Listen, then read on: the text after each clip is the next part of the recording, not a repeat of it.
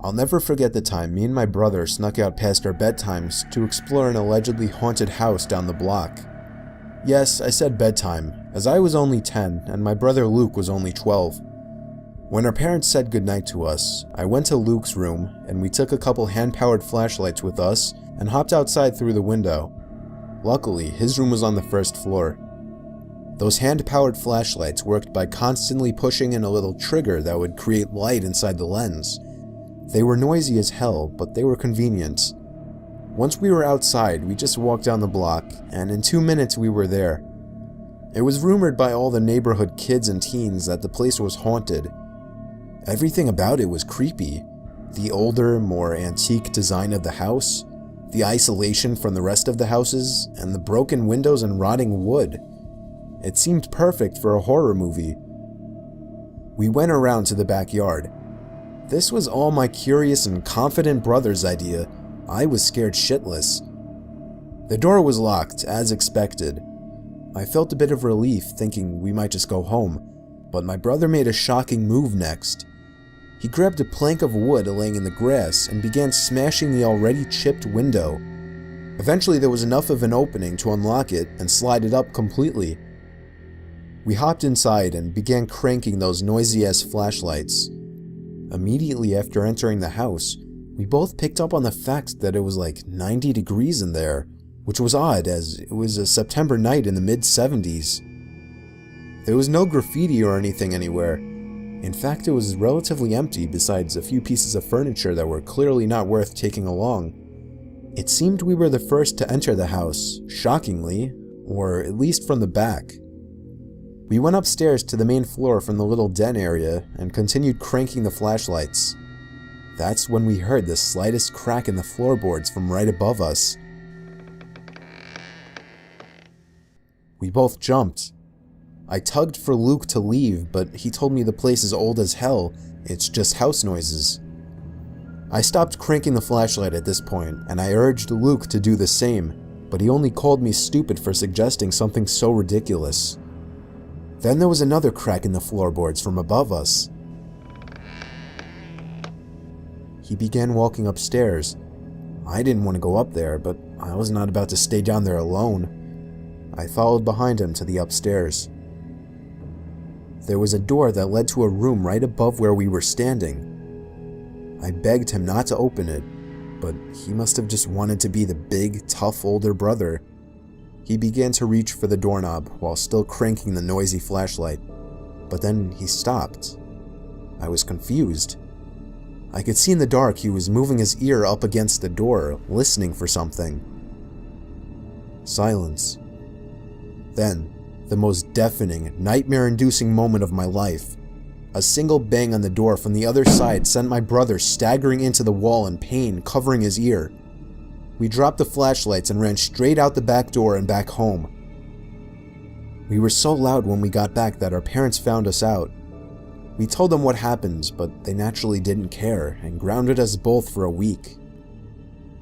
2 nights later, I woke to the sound of something from outside my window and a glare of brightness sneaking in through my slightly opened blind. I sat up, and my heart sank when I realized it was the sound of the crank to my flashlight. I stood up and looked out the window, and that's when it stopped. There was nothing but complete blackness out there after that. I woke the next day barely remembering what happened, and I still hope today that that part was just a dream.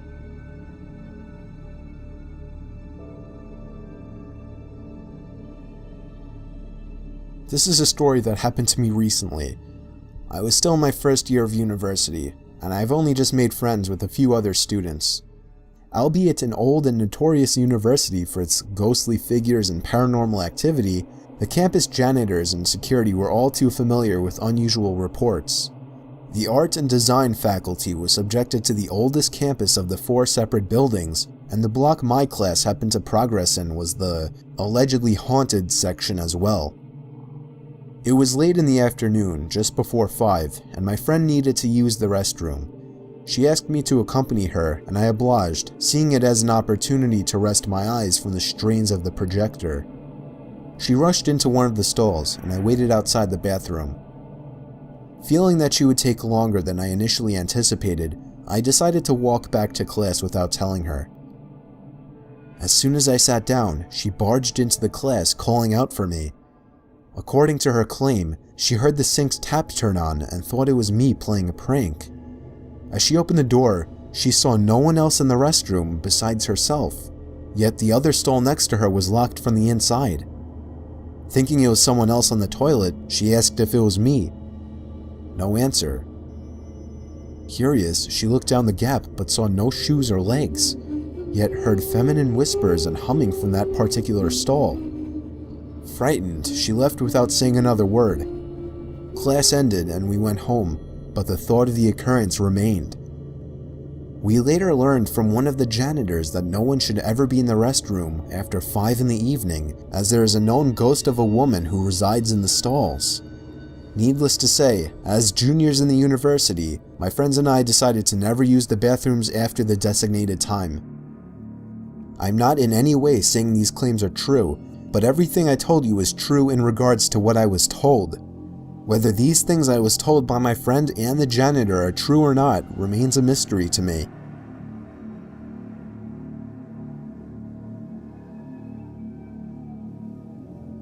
This happened a few months ago while I was serving in Japan as a missionary for the Mormon Church.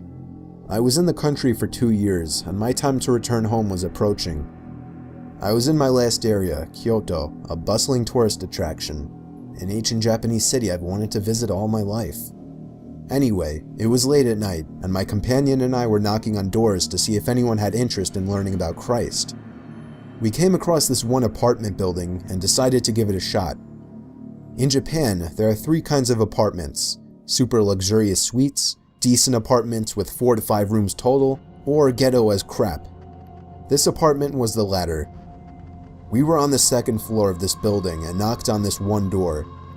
A middle-aged man in worn-out clothes answered with an awkward smile on his face. Being the kind missionaries we were, we introduced ourselves and asked him if he would like to learn about what we believe. Instead of giving us a direct answer, he invited us in.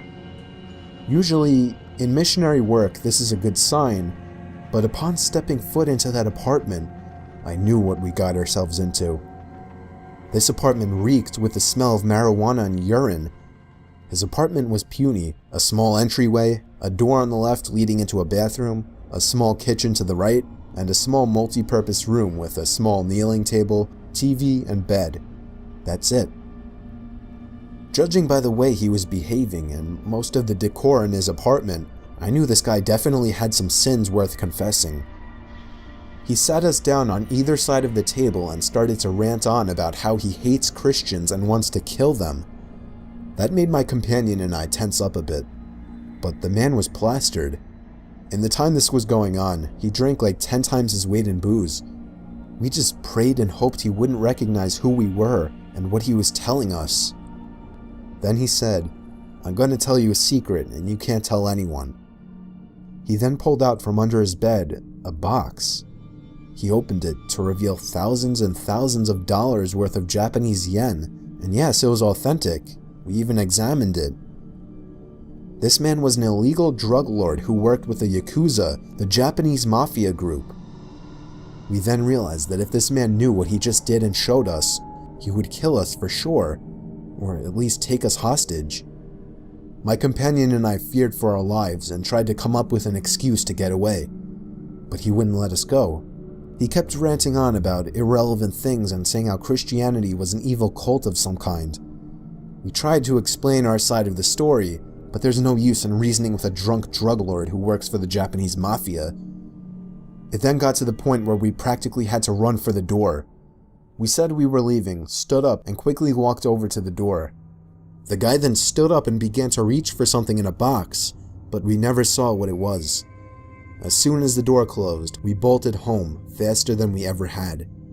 The last thing we wanted was him sobering up to find out he had revealed his deepest, darkest secrets to 2 Christian missionaries from America. Had this man not been drunk, he probably would have killed us. For all we know, he was reaching for a gun as we were leaving.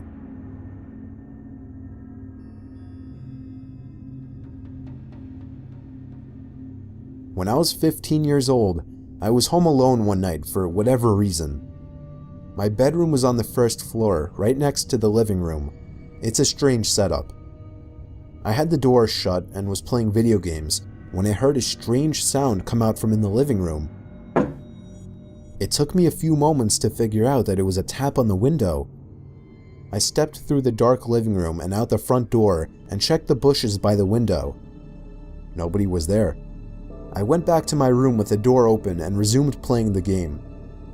5 seconds later, another knock on the glass.